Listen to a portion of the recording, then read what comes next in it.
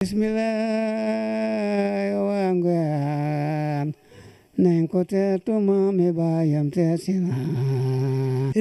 sont ceux qui ne le connaissent pas et malgré le poids de l'âge, la légende vivante de la musique ndaga montre une grande passion pour son art. Saloum Gora Kodou Dieng, la voix d'or de Médina Sabakh, continue de faire vibrer beaucoup de cœurs avec son immense inspiration. Ses premières apparitions sur la scène musicale datent des années 1940. Éminent chef d'orchestre, Saloum Dieng occupe le devant de la scène.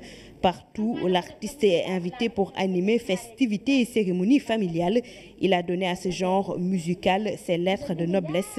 Le ndaga, une sonorité traditionnelle originaire du Saloum, accompagnée de khalam, tam-tam et kalbas. Oui, premièrement, j'ai hérité de tout cela. Deuxièmement, je l'ai appris. Quand on parle de ndaga, tout le monde pense à moi, car j'ai été le premier à faire ce genre musical. C'est l'histoire d'un cousin avec sa cousine.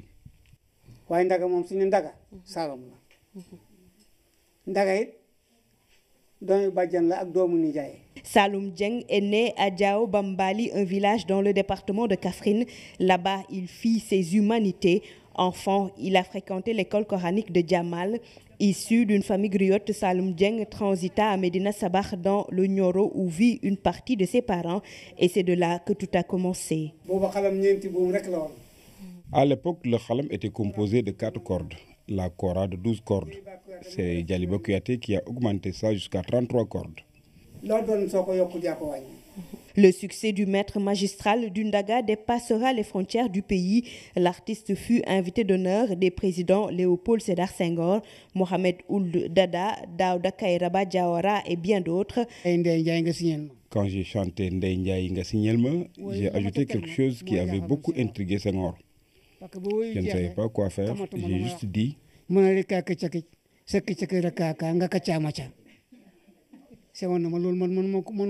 Senghor a dit, je ne peux pas écrire cela. Ça veut dire quoi? J'ai répondu, toi tu es parti en France pour apprendre le français aux Français. Ils étaient éblouis et ne savaient pas quoi te dire. Eh bien, c'est la même chose avec moi. Il m'a offert 1 million de francs.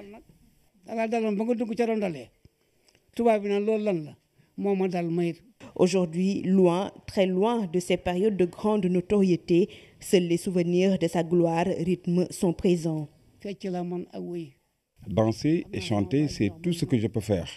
J'avais un oncle qu'on appelait Barinop. Un jour, il a dansé jusqu'à tomber dans un puits. Son premier enregistrement a été réalisé pour les besoins de la mythique émission Pencum Sénégal sur les ondes de Radio Sénégal, animée à l'époque par feu Mada Penda Sek. Saloum Dieng fut élevé au rang de chevalier de l'Ordre du Mérite en 2002. Ses paroles restent d'actualité. Elles sont reprises par des artistes comme Youssou N'Dour ou encore Pape Diouf. Quand Pape a repris ma chanson, il est venu à Kaolack et m'a invité. Il a chanté et j'ai pleuré. Il a trop bien fait cela. Saloum Dieng, un lépreux guéri, les séquelles laissées par la maladie n'ont entaché en rien sa carrière.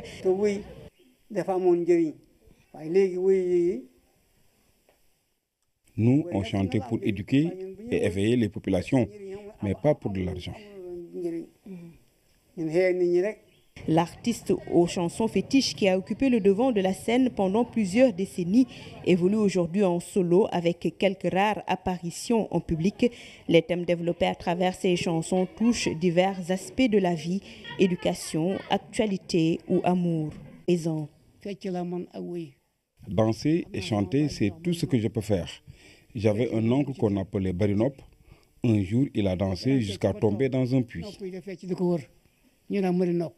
Son premier enregistrement a été réalisé pour les besoins de la mythique émission Pencum Sénégal sur les ondes de Radio Sénégal, animée à l'époque par feu Mada Penda Sek.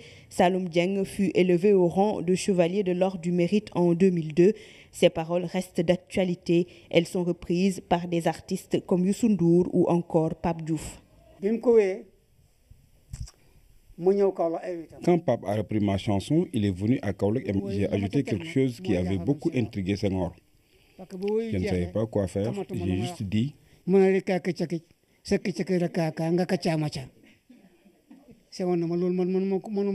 Senghor a dit, je ne peux pas écrire cela.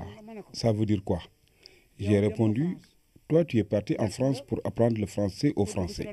Ils étaient éblouis et ne savaient pas quoi te dire. Eh bien, c'est la même chose avec moi. Il m'a offert 1 million de francs.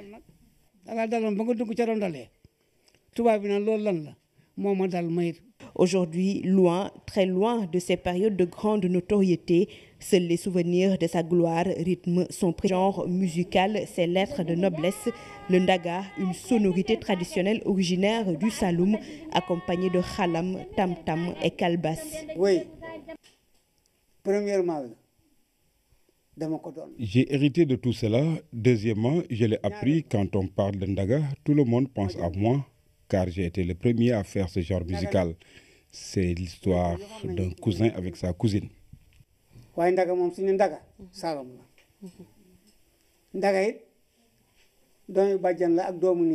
Saloum Dieng est né à Diao Bambali, un village dans le département de Kaffrine. Là-bas, il fit ses humanités.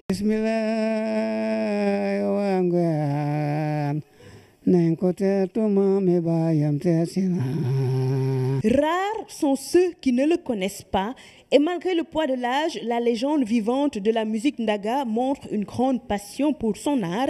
Saloum Gora Kodou Dieng, la voix d'or de Médina Sabakh, continue de faire vibrer beaucoup de cœurs avec son immense inspiration. Ses premières apparitions sur la scène musicale datent des années 1940. Éminent chef d'orchestre, Saloum Dieng occupe le devant de la scène.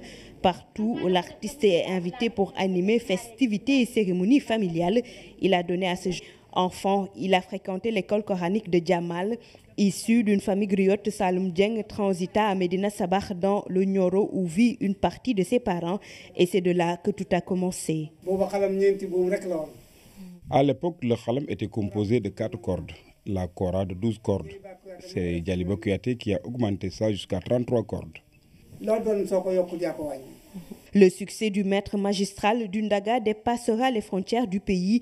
L'artiste fut invité d'honneur des présidents Léopold Sédar Senghor, Mohamed Ould Dada, Daouda Kairaba Diawara et bien d'autres. Quand j'ai chanté Ndeye Ndiaye nga signal ma,